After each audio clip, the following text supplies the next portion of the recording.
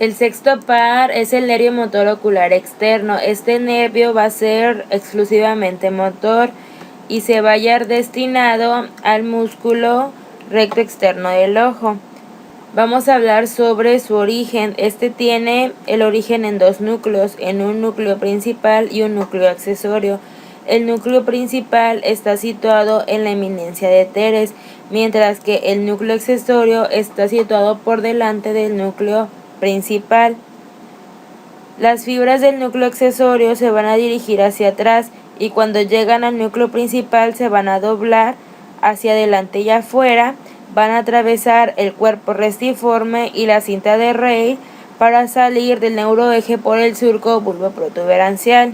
Bueno, el nervio se va a introducir en el seno cavernoso, como se puede apreciar aquí, por donde va a correr entre la carótida interna y la pared externa del seno cavernoso.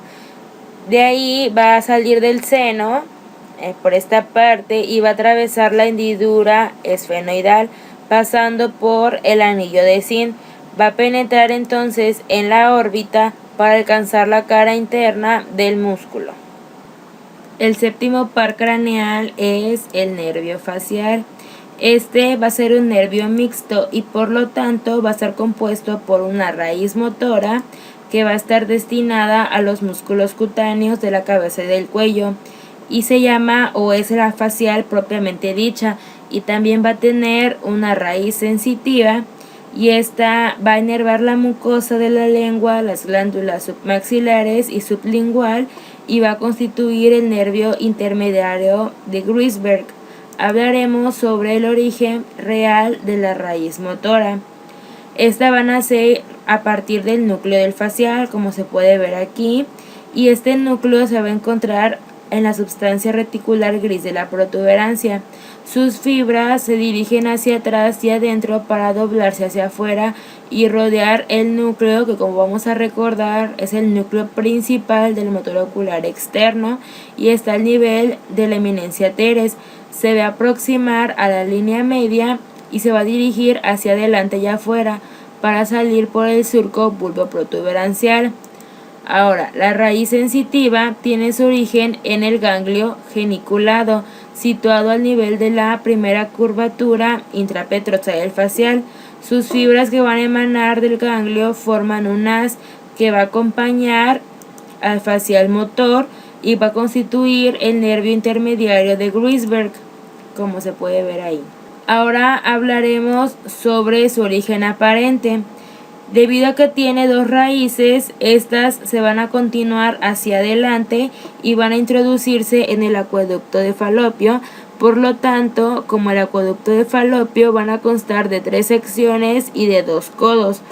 El primer segmento, que es este, va a medir unos 4 milímetros. El facial y el intermediario corren entre el caracol por dentro y el vestibular por fuera. Van a tener una curvatura, que es esta, y va a recibir el nombre de rodilla del facial. Y en esta porción, que es la primera, se va a encontrar el ganglio geniculado. Ahora hablaremos sobre el segundo segmento, que es este, y este mide 1 centímetro aproximadamente. También es conocida como lámina timpánica. Y aquí el facial y el intermediario, como se puede apreciar, ya se unieron en un solo tronco. El tercer segmento, que es este, va a medir unos 15 centímetros. Este es vertical y termina en el agujero estilo mastoideo. Se le conoce también como porción mastoidea y se dirige oblicuamente hacia abajo y adelante y va a atravesar la parótida, que es esta, y va a dar sus 2 ramas terminales, que es la temporofacial y la cervicofacial. Sus ramas colaterales se van a dividir en 2 grandes grupos. El primero son las intrapetrosas y el segundo son los extrapetrosas. Empezaremos hablando con las colaterales intrapetrosas. El nervio petroso superficial mayor va a nacer del vértice del ganglio geniculado Este va a recorrer el canal del hiato y en este lugar se va a unir con el nervio petroso profundo mayor. Este va a derivar del nervio de Jacobson y el nervio de Jacobson a su vez va a derivar del glosofaringio. El otro es el nervio petroso superficial menor. Se va a originar de igual manera en el ganglio geniculado y va a recorrer el canal del hiato, donde va a recibir al petroso profundo y menor, que de igual manera se deriva del glosofaringio por intermedio del nervio de Jacobson, que es este.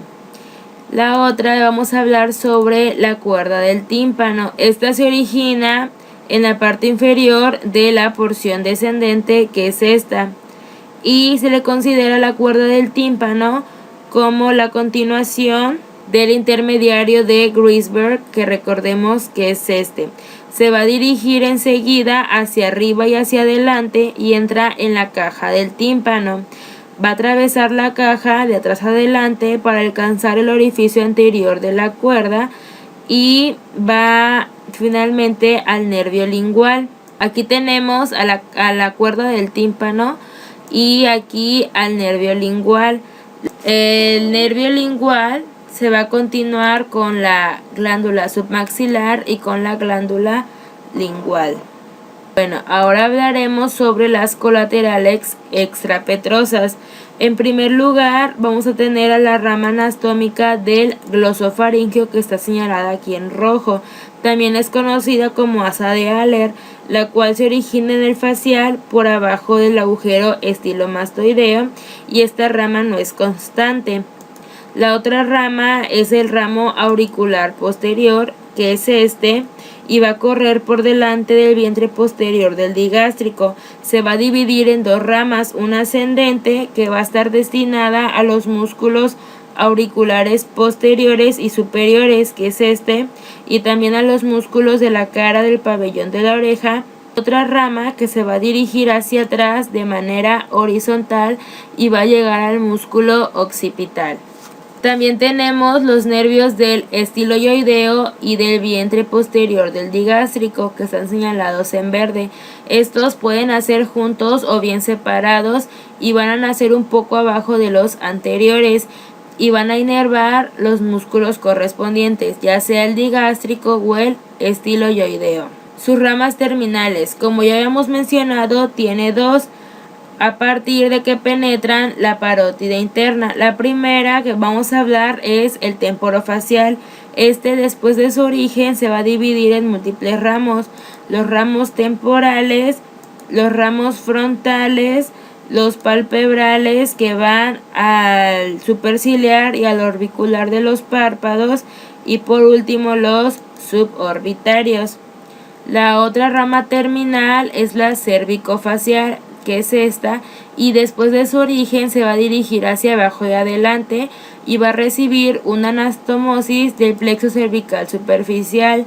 Se va a dividir en numerosos ramos, de los cuales los superiores van a ser conocidos con el nombre de bucales inferiores. Los de medio se van a conocer como mentonianos y los inferiores como cervicales, y van a ir a los músculos del cuello. El octavo par craneal, que es el nervio auditivo, va a ser un nervio sensorial y también es conocido como nervio estatoacústico y va a constar de dos troncos. El primer tronco del que hablaremos es el nervio coclear y va a tener su origen en el ganglio de Corti, y el otro va a ser el nervio vestibular, que tiene su origen en el ganglio de Scarpa.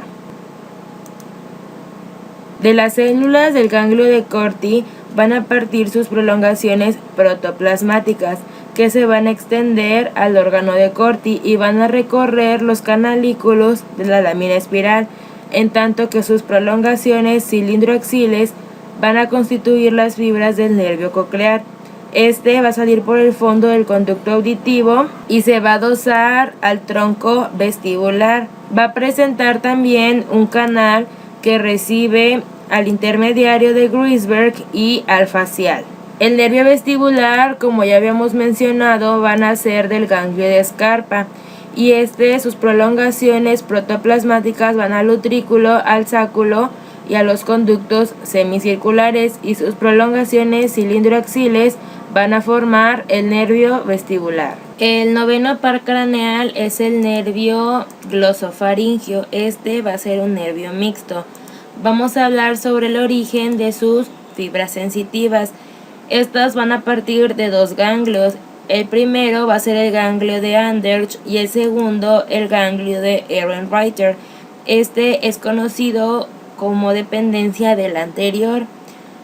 De las células que constituyen estos ganglios van a partir prolongaciones tanto periféricas como centrales. Las prolongaciones periféricas que van a la mucosa de la faringe y de la lengua, como puede apreciarse aquí, en tanto que sus prolongaciones centrales se van a unir las fibras motoras también para constituir el tronco del glosofaringio. Estos van a penetrar en el neuroeje por la parte superior del surco colateral posterior, que ya sabemos que pertenece al bulbo, y van a terminar en el núcleo de la solitaria. Ahora hablaremos sobre el origen, pero de sus fibras motoras. Estas van a nacer en el núcleo ambiguo y se va a hallar situado en la substancia reticular vulvar, como se puede apreciar. De aquí van a partir fibras que se van a dirigir hacia atrás y hacia adentro, y luego se van a doblar bruscamente. Se van a dirigir entonces hacia afuera y van a seguir la misma dirección que las fibras sensitivas. Reunidos tanto el haz sensitivo como el haz motor van a salir del neuroeje por la parte superior del surco colateral posterior. Bien, ahora vamos a hablar sobre el trayecto y sus relaciones. Al llegar al agujero rasgado posterior, que también es conocido como agujero yugular, va a ocupar la parte anterior de este orificio. Al nivel del agujero rasgado se puede observar el ganglio de Andersch, que se puede distinguir muy bien. En la parte inferior del cráneo, el glosofaringio va a correr por delante del neumogástrico. Después se va a dirigir hacia abajo y hacia adelante y va a describir una curva.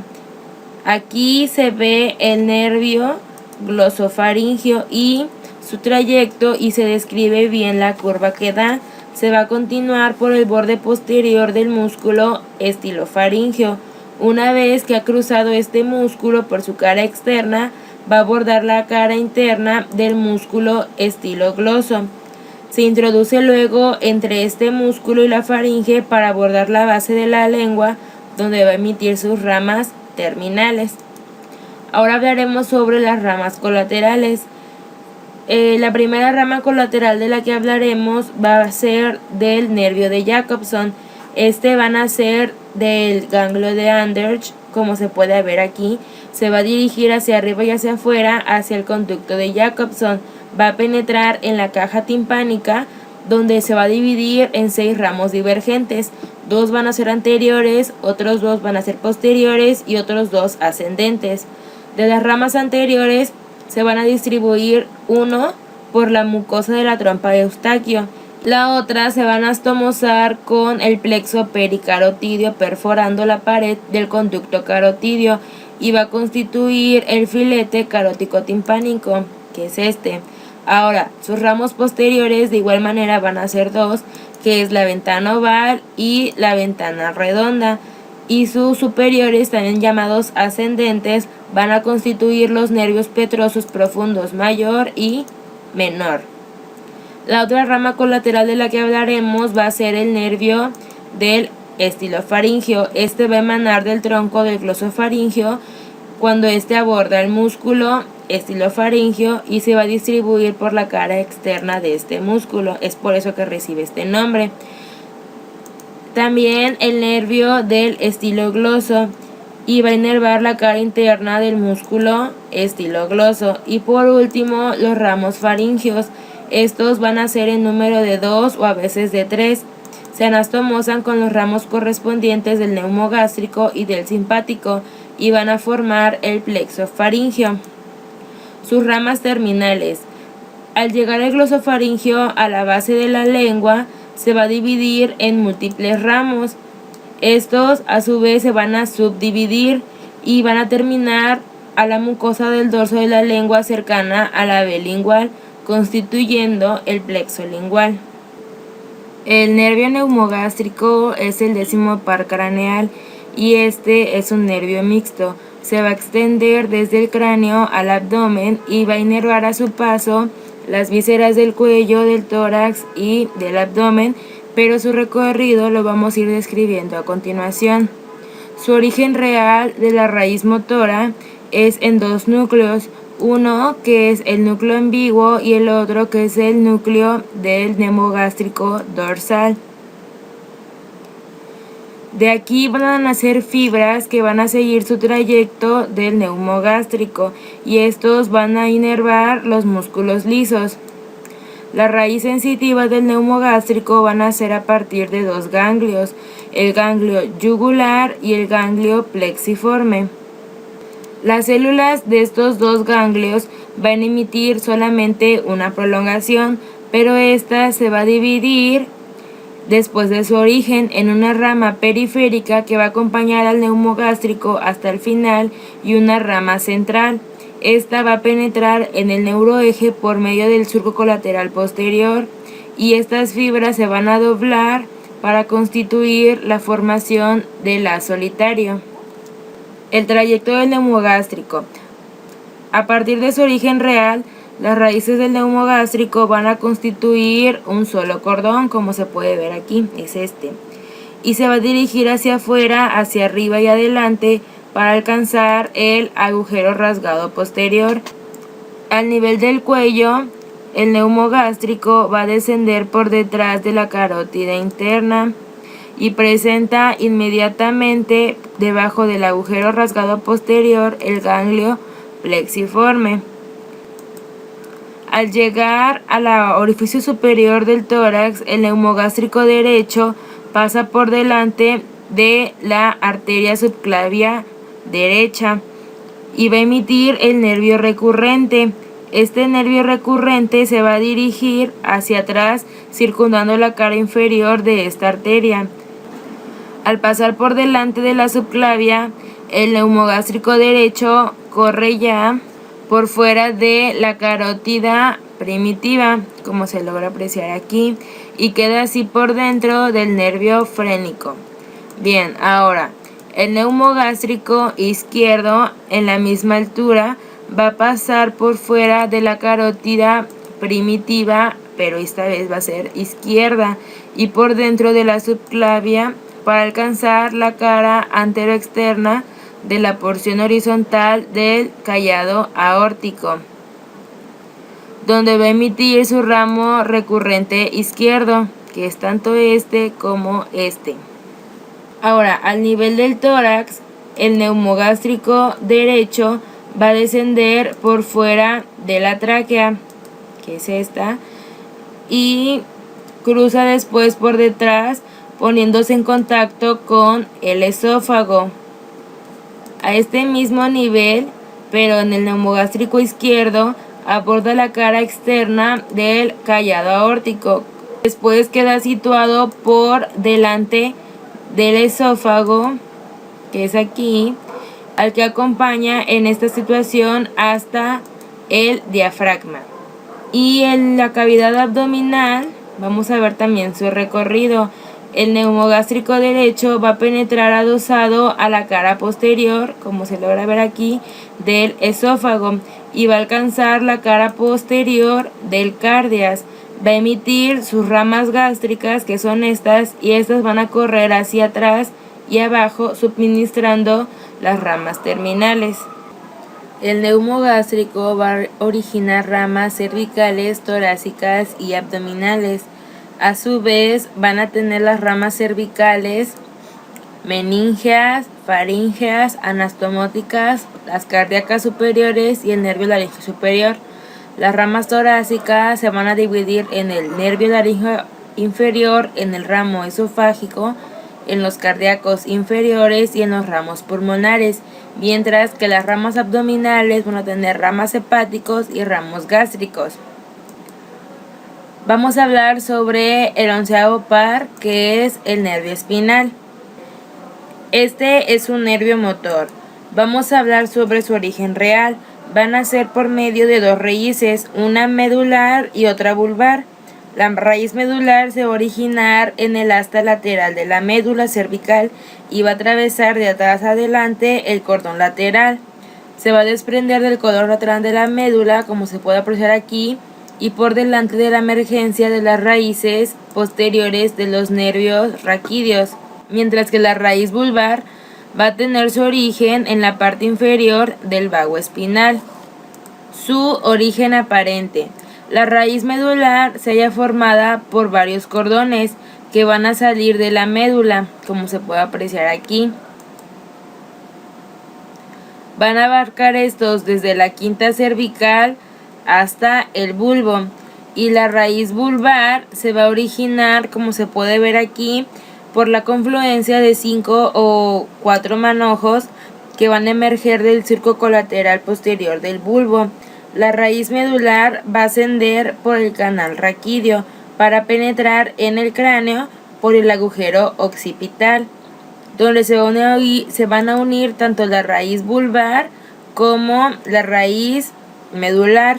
Estos se van a dirigir hacia afuera y van a alcanzar el agujero rasgado posterior, llegando en la región cervical, donde se van a dividir en sus ramas terminales.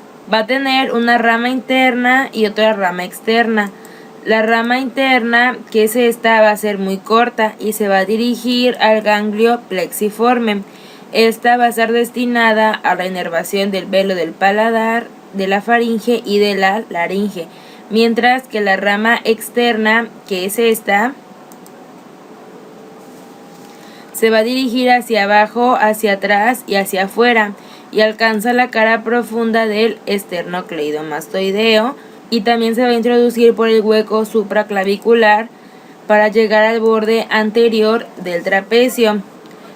En la masa muscular del esternocleidomastoideo y del trapecio, el nervio espinal se va a anastomosar con los filetes emitidos por la segunda, tercera, cuarta y quinta raíces del plexo cervical y con el ganglio plexiforme. Hablaremos sobre el 12º par, que es el nervio granipogloso. Este es un nervio motor y va a estar destinado a los músculos de la lengua y también algunos músculos supra e infraoideos. Su origen real es a partir de dos núcleos, el núcleo principal y el núcleo accesorio. De aquí van a partir fibras que se van a dirigir hacia adelante y afuera, van a atravesar la substancia reticular y se introducen entre la oliva y la paraoliva interna para alcanzar el surco preolivar. Su origen aparente. El gran hipogloso va a emerger por 10 o 15 filetes del surco preolivar. Su trayecto y sus relaciones. Ya que están reunidos, los haces del hipogloso van a constituir el tronco nervioso. Después se van a cruzar por el agujero condilio anterior. El nervio atraviesa dicho agujero para salir del cráneo. En la base del cráneo se va a colocar detrás de la carótida interna, cuya cara posterior cruza poniéndose en contacto con la cara posterior del ganglio plexiforme, que se localiza aquí. Después va a correr hacia abajo y pasa entre la yugular interna, que está por fuera, y la carótida interna, que va a estar por dentro. Al llegar a la carótida externa va a cambiar de dirección y se va a doblar bruscamente y se va a introducir en la región supraioidea. Aquí podemos localizar el nervio hipogloso, que al cruzar la cara externa de la carótida externa va a quedar por dentro del tronco venoso tirolinguofacial y forma con la yugular interna por atrás el triángulo de Farabeuf. En la región supraioidea va a quedar casi horizontalmente y va a caminar por fuera del músculo hiogloso y por dentro del vientre posterior del digástrico. El hipogloso mayor, al cruzar los dos vientres del digástrico, va a formar el borde superior del triángulo de Pigorov. Ahora hablaremos sobre sus ramas colaterales. El hipogloso mayor da 6 ramas colaterales. La primera es el ramo meningio, también conocido como recurrente. Este va a nacer en el conducto condíleo anterior y se va a introducir en el cráneo por el mismo conducto. Va a distribuirse en las meninges del piso posterior de la base del cráneo. El otro ramo colateral es la rama descendente. Esta va a emanar del hipogloso cuando cruza la carótida externa. Desciende hasta el tendón intermedio del omoioideo. Se van a astomosar por delante de la yugular interna con la rama descendente del plexo cervical, que se localiza aquí, y va a formar así el asa del hipogloso, de cuya convexidad van a nacer ramos divergentes. El primero va a ir a los 2 vientres del omoioideo, el otro al esternoioideo y por último el esternotiroideo. Otra rama colateral son los ramos del tiroideo. Estos se van a dirigir hacia abajo y adelante, van a cruzar el asta mayor del dioides y se van a distribuir en la cara anterior del músculo. Ahora hablaremos sobre el ramo del diogloso y estilogloso. Cuando el hipogloso mayor se pone en contacto con la cara externa del diogloso, emite varios ramos ascendentes que van a inervar tanto al músculo diogloso como al músculo estilogloso. Este es el estilogloso y este es el diogloso. Y la última rama es la rama del genioideo. Este se va a dirigir a la cara externa del músculo genioideo. Vamos a hablar sobre sus ramas terminales. Después de cruzar el borde anterior del diogloso, va a emitir múltiples ramas que se pierden en los músculos de la lengua. Presentaremos algunos casos en correlación clínica. El primer caso son las parálisis oculomotoras. Estos son problemas neurooftálmicos. Son frecuentemente causados por la alteración ya sea en el núcleo o en el nervio del tercero, cuarto, sexto pares craneales. Los síntomas son confusión, pues intentan fusionar las dos imágenes distintas. Otro caso son las neuralgias del trigémino. Este es un trastorno nervioso que causa un dolor punzante o bien de tipo electrochoque en partes de la cara. Puede ser causada por esclerosis múltiple. Sus síntomas son espasmos dolorosos y dolor en un lado del rostro, con frecuencia alrededor de los ojos, en las mejillas o en la parte baja de la cara. Y la neuralgia glosofaringea.